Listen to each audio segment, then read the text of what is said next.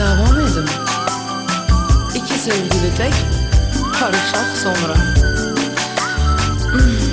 Sənin bu yükünü daşımaq çox çətin. Görən bu davalar bizi aparır hara? Hara? Hey, həyat. Ne olar ey hayat, üzüme gülsen, güldürsen.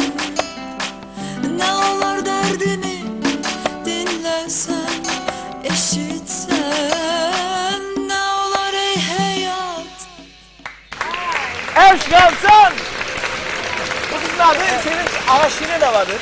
Bəli, Sevinç neçə vaxt artıq işi ilə məşğuldur, başlayıb